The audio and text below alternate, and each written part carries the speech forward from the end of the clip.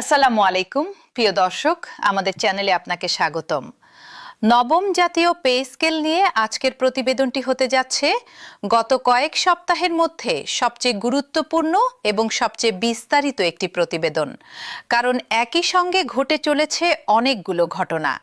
একদিকে সচিব কমিটির বৈঠক ভেস্তে যাচ্ছে বারবার, অন্যদিকে আন্তর্জাতিক মুদ্রা তহবিলের প্রতিনিধি দল সরাসরি আপত্তি তুলেছে বেতন কাঠামোর বিরুদ্ধে, আবার অন্যদিকে সরকারি কর্মচারীদের সংগঠনগুলো রাস্তায় নামার হুঁশিয়ারি দিচ্ছে।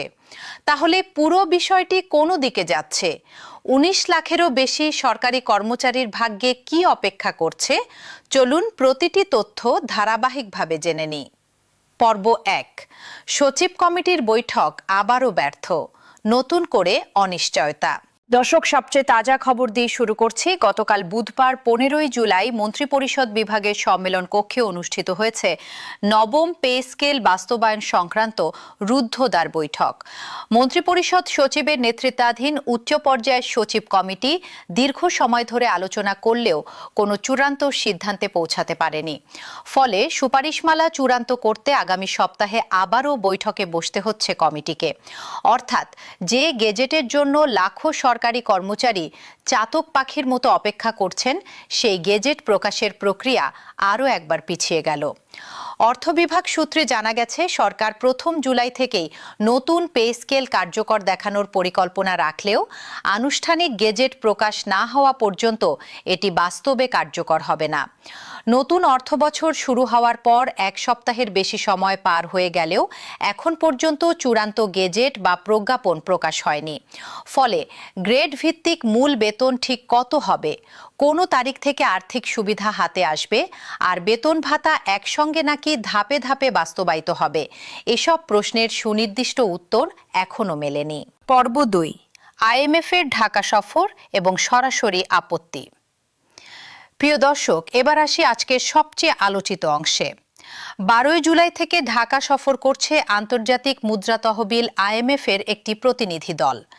বাংলাদেশ সরকারের প্রস্তাবিত নতুন ঋণ কর্মসূচির সম্ভাব্যতা যাচাইয়ের অংশ হিসেবেই এই সফর। প্রতিনিধি দলটি বৈঠক করেছে অর্থমন্ত্রী আমির খসরু মাহমুদ চৌধুরীর সঙ্গে।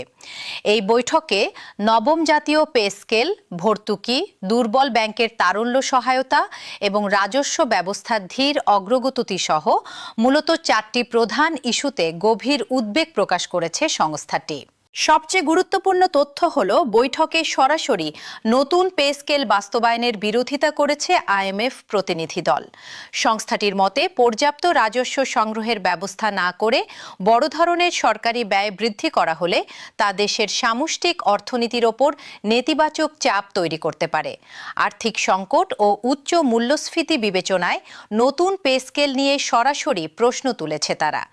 IMF মনে করে, অর্থের সংস্থানের উৎস ঠিক না করে এই বেতন কাঠামো পুরোপুরি বাস্তবায়ন করতে গেলে সংকট আরও বাড়তে পারে, বিশেষ করে মূল্যস্ফীতির চাপ আরও তীব্র হতে পারে। আরও নির্দিষ্ট করে বলতে গেলে IMF এর যুক্তি হল, এ ধরনের বড় বেতন বৃদ্ধি একটি নির্দিষ্ট গোষ্ঠীর ক্রয় ক্ষমতা হঠাৎ বাড়িয়ে দেবে, যা সামগ্রিক মূল্যস্ফীতি নিয়ন্ত্রণকে আরও কঠিন করে তুলবে। সংস্থাটি সতর্ক করেছে যে নতুন পে স্কেল পুরোপুরি কার্যকর হলে বাজারে বিপুল পরিমাণ অতিরিক্ত অর্থের প্রবাহ ঘটবে, ফলে জনগণের ভোগব্যয় একলাফে বেড়ে যাবে। বর্তমানের উচ্চ মূল্যস্ফীতির বাজারে এই অতিরিক্ত চাহিদা নিত্য প্রয়োজনীয় পণ্যের দাম আরও বাড়িয়ে দিতে পারে, যা সাধারণ মানুষের জীবনযাত্রাকে করে তুলবে আরও কঠিন। এই কারণেই তারা নতুন বেতন কাঠামো বাস্তবায়ন কিছু সময়ের জন্য পিছিয়ে দেওয়ার পরামর্শ দিয়েছে।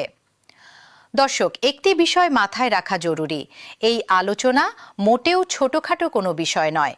নতুন ঋণ কর্মসূচির আওতায় বাংলাদেশকে ৪৫০ থেকে ৫০০ কোটি মার্কিন ডলার ঋণ দেওয়ার বিষয়ে আলোচনায় বসছে IMF। এত বড় অঙ্কের ঋণ পেতে হলে সরকারকে আন্তর্জাতিক এই সংস্থার শর্তগুলো আমলে নিতেই হচ্ছে। ফলে নবম পে স্কেলের ভবিষ্যৎ এখন অনেকটাই নির্ভর করছে এই আন্তর্জাতিক ঋণ আলোচনার চূড়ান্ত ফলাফলের ওপর। পর্ব ৩। সুযোগ সুবিধায় কাটছাটের স্পষ্ট শঙ্কা। দর্শক, এখন যে তথ্যটি জানাবো তা অনেক সরকারি কর্মচারীর মনে উদ্বেগ বাড়িয়ে দিতে পারে। আইএমএফ এর ক্রমাগত চাপের মুখে নবম পে স্কেলের কিছু সুযোগ সুবিধা কাটছাঁট হতে পারে বলে জোরালো আভাস পাওয়া যাচ্ছে। জানা গেছে, চলমান আর্থিক সংকটের মধ্যে নতুন পে স্কেল বাস্তবায়নের সরাসরি বিরোধিতা করেছে আইএমএফ প্রতিনিধি দল। আর্থিক সংকট ও উচ্চ মূল্যস্ফীতি বিবেচনায় নিয়ে সংস্থাটি প্রশ্ন তুলেছে গোটা বেতন কাঠামো নিয়ে। অর্থ বিভাগ সূত্র বলছে, প্রথম ধাপে শুধু মূল বেতন বা বেসিক স্যালারি বাড়ানো হবে, পরে অন্যান্য সুবিধা কার্যকর করবে সরকার। তবে 1 জুলাই থেকেই নতুন পে স্কেল বাস্তবায়ন দেখিয়ে সে হিসেবে বেতন ভাতাদি প্রাপ্য হবেন সরকারি চাকুরেরা, এমন পরিকল্পনাও রয়েছে। যদিও সরকারিভাবে এখনও এ বিষয়ে সুনির্দিষ্ট কোনো ঘোষণা আসেনি, তবে আন্তর্জাতিক চাপ এবং বাজেট ঘাটতির বাস্তবতা মাথায় রাখলে সুবিধা কমে যাওয়ার এই সম্ভাবনা মোটেও উড়িয়ে দেওয়ার সুযোগ নেই। পর্ব 4, বাজেটের সংখ্যায় স্পষ্ট চিত্র। চলুন এবার সরাসরি সংখ্যার হিসাবে যাই। 2026-27 অর্থ বছরের বাজেটে সরকারি কর্মকর্তা কর্মচারীদের বেতন ভাতার জন্য 89,836 কোটি টাকা বরাদ্দ রাখা হয়েছে। পেনশন ও গ্র্যাচুইটি সহ মোট বরাদ্দ দাঁড়িয়েছে 1,41,434 কোটি টাকা। এর পাশাপাশি নতুন পে স্কেলের আংশিক বাস্তবায়ন, এমপিওভুক্ত শিক্ষক কর্মচারীদের সুবিধা এবং পেনশনভোগীদের সমন্বিত সুবিধা দিতে অতিরিক্ত প্রায় 44,000 কোটি টাকার আর্থিক ব্যবস্থা রাখা হয়েছে। পরিকল্পনা অনুযায়ী প্রায় 21 লাখ সরকারি কর্মকর্তা কর্মচারী প্রথম ধাপে মূল বেতন এবং পরবর্তী 2 ধাপে অন্যান্য সুযোগ সুবিধা পাবেন। এই বিশাল অঙ্কের হিসাব থেকেই বোঝা যায় সরকার কতটা বড় একটি আর্থিক দায়বদ্ধতার মধ্যে প্রবেশ করতে যাচ্ছে। আর ঠিক এই জায়গাতেই তৈরি হয়েছে আইএমএফ এর সঙ্গে টানাপোড়েন। পর্ব 5, 11 বছরের বঞ্চনা, 108% মূল্যস্ফীতির হিসাব। দর্শক, এবার এমন একটি তথ্য জানাবো যা দিয়ে বোঝা যাবে কেন সরকারি কর্মচারীরা এত মরিয়া হয়ে আছেন। সরকারি কর্মচারী সংগঠনগুলোর হিসাব অনুযায়ী বিগত 11 বছরে প্রযোজাতন্ত্রের কর্মচারীরা কোনো নতুন পে স্কেল পাননি। এই 11 বছরে সম্মিলিত মূল্যস্ফীতি হয়েছে 108%, অর্থাৎ দ্রব্যমূল্য প্রায় দ্বিগুণেরও বেশি বেড়েছে, অথচ বেতন কাঠামো রয়ে গেছে 2015 সালের পর্যায়ে। কর্মচারী নেতাদের ভাষায় 2015 সালের বেতন দিয়ে 2026 সালে সংসার চালানো কার্যত অসম্ভব হয়ে দাঁড়িয়েছে। বর্তমানে বিভিন্ন পেশায় সরকারি ও আধা সরকারি প্রতিষ্ঠানে প্রায় 19,19,111 জন কর্মচারী রাষ্ট্রের কাজে নিয়োজিত রয়েছেন। এই বিশাল জনগোষ্ঠীর জীবনযাত্রা সরাসরি জড়িয়ে আছে এই একটি সিদ্ধান্তের সঙ্গে। পর্ব 6, প্রধানমন্ত্রীর হস্তক্ষেপ চাইছেন কর্মচারীরা, আন্দোলনের হুঁশিয়ারি। দর্শক, পরিস্থিতি এতটাই গুরুতর হয়ে উঠেছে যে সরকারি কর্মচারীরা সরাসরি প্রধানমন্ত্রী তারেক রহমানের হস্তক্ষেপ চাইছেন। বাংলাদেশ সচিবালয় কর্মকর্তা কর্মচারী ঐক্য ফোরাম, সংযুক্ত পরিষদ এবং আন্তঃমন্ত্রণালয় কর্মচারী অ্যাসোসিয়েশনের যৌথ বিবৃতিতে নবম জাতীয় পে স্কেলের সুপারিশ পূর্ণাঙ্গ ও অবিলম্বে কার্যকর করার দাবি জানানো হয়েছে। এদিকে বাংলাদেশ সরকারি কর্মচারী দাবি আদায় ঐক্য পরিষদ জাতীয় প্রেস ক্লাবে সংবাদ সম্মেলন করে ঘোষণা দিয়েছে, দাবি আদায় না হওয়া পর্যন্ত লাগাতার ও ধারাবাহিক কঠোর আন্দোলন চালিয়ে যাওয়া হবে। সংগঠনের নেতারা স্পষ্ট বলেছেন, বিগত 11 বছর প্রজাতন্ত্রের কর্মচারীরা পে স্কেল থেকে বঞ্চিত হয়েছেন, আর এই সময়ে সম্মিলিত মুদ্রাস্ফীতি 108% ছাড়িয়ে গেছে। অন্যদিকে 11 থেকে 20 গ্রেডের কর্মচারীদের সংগঠন 11-20 ফোরাম তাদের 6ষ্ঠ প্রতিষ্ঠা বার্ষিকী অনুষ্ঠানে স্পষ্ট ঘোষণা দিয়েছে, বৈষম্যমুক্ত নবম পে স্কেলের দাবি বাস্তবায়ন না হওয়া পর্যন্ত আন্দোলনের ধারাবাহিকতা বজায় রাখা হবে। সংগঠনটি দীর্ঘ 6 বছর ধরে এই দাবিতে মাঠ পর্যায়ে আন্দোলন চালিয়ে যাচ্ছে। পর্ব 7, ধাপে ধাপে বাস্তবায়ন নাকি একবারে, কোথায় আপত্তি কর্মচারীদের? দর্শক, কর্মচারীদের মধ্যে সবচেয়ে বড় আপত্তির জায়গা হলো ধাপে ধাপে বাস্তবায়নের পরিকল্পনা।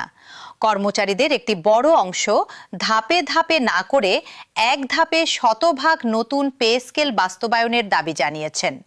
তাদের যুক্তি স্পষ্ট, বর্তমান উচ্চ মূল্যস্ফীতির বাজারে আংশিক বেতন বৃদ্ধি জীবনযাত্রার চাপ কমানোর জন্য যথেষ্ট নয়। আন্দোলনরত কর্মচারীদের দাবি 3 ধাপে বাস্তবায়ন করা হলে বাজারে এর নেতিবাচক প্রভাব পড়বে এবং নিত্য প্রয়োজনীয় জিনিসপত্রের দাম 1 লাফে বেড়ে যাবে। ফলে প্রকৃত সুবিধার চেয়ে অসুবিধাই বেশি পোহাতে হবে সরকারি চাকরিজীবীদের। পর্ব 8, এমপিওভুক্ত শিক্ষক ও পেনশনভোগীদের অনিশ্চয়তা। দর্শক, একটি অত্যন্ত গুরুত্বপূর্ণ প্রশ্ন এখনো ঝুলে আছে। নতুন বেতন কাঠামোর সুবিধা ঠিক কারা পাবেন আর কারা আরও অপেক্ষায় থাকবেন? সরকারি কর্মকর্তা কর্মচারীরা যে এই কাঠামোর মূল সুবিধাভোগী তা নিয়ে সন্দেহ নেই। তবে পেনশনভোগী, এমপিওভুক্ত শিক্ষক কর্মচারী এবং স্বায়ত্তশাসিত ও আধা স্বায়ত্তশাসিত সংস্থার কর্মীরা একই সঙ্গে এই সুবিধা পাবেন কিনা, নাকি তাদের জন্য আলাদা সিদ্ধান্ত ও আরও সময় লাগবে, তা এখনও পুরোপুরি স্পষ্ট নয়। বাজেটে তাদের জন্য পৃথক আর্থিক ব্যবস্থা রাখা হলেও চূড়ান্ত প্রজ্ঞাপন না আসা পর্যন্ত নিশ্চিতভাবে কিছু বলার সুযোগ নেই। পর্ব 9, রাজনৈতিক প্রেক্ষাপট এবং সরকারের অবস্থান। দর্শক, অর্থ বিভাগের কর্মকর্তারা জানিয়েছেন, অন্তর্বর্তী সরকার নবম পে স্কেল ঘোষণা করলেও বর্তমান বিএনপি সরকার তা বাস্তবায়নে নীতিগতভাবে আন্তরিক। এই আন্তরিকতার প্রতিফলন হিসেবেই নতুন অর্থ বছরের বাজেটে বিশাল অঙ্কের অর্থ বরাদ্দ রাখা হয়েছে। তবে বাস্তবতা হলো, শুধু আন্তরিকতা যথেষ্ট নয়। আন্তর্জাতিক অর্থনৈতিক প্রতিষ্ঠানের শর্ত এবং দেশের সামগ্রিক আর্থিক সক্ষমতার সঙ্গে সামঞ্জস্য রেখেই সরকারকে এগোতে হবে। ফলে আগামী কয়েক সপ্তাহ অত্যন্ত গুরুত্বপূর্ণ হয়ে উঠতে যাচ্ছে, কারণ এই সময় স্পষ্ট হবে সরকার আইএমএফ এর চাপ কতটা মেনে নেয়, নাকি কর্মচারীদের দাবির পক্ষে অবস্থান নেয়। পর্ব 10, এখন কি করণীয়, সামনে কি অপেক্ষা করছে? প্রিয় দর্শক, সব মিলিয়ে বলা যায়, নবম জাতীয় পে স্কেলের বাস্তবায়ন এখন একটি জটিল ও স্পর্শকাতর সমীকরণের মধ্যে দিয়ে যাচ্ছে। একপাশে আইএমএফ এর চাপ এবং অর্থনৈতিক ঝুঁকির হিসাব নিকাশ, অন্য পাশে 19 লাখেরও বেশি সরকারি কর্মচারীর দীর্ঘ 11 বছরের প্রতীক্ষা এবং 108% মূল্যস্ফীতির বাস্তবতা। সচিব কমিটি আগামী সপ্তাহে আবার বৈঠকে বসবে সুপারিশমালা চূড়ান্ত করতে। অর্থ মন্ত্রণালয় বলছে, জুলাই মাসের মধ্যেই গেজেট প্রকাশের সম্ভাবনা রয়েছে। তবে সুনির্দিষ্ট কোনো তারিখ এখনো ঘোষণা করা হয়নি। আমাদের পরামর্শ থাকবে, সরকারি প্রজ্ঞাপন বা অর্থ মন্ত্রণালয়ের আনুষ্ঠানিক ঘোষণা ছাড়া কোনো তথ্যকে চূড়ান্ত বলে বিশ্বাস না করার। বিভ্রান্তিকর তথ্য ছড়িয়ে পড়ার আগেই সতর্ক থাকুন, যাচাই করুন, নির্ভরযোগ্য সূত্র থেকে তথ্য নিন।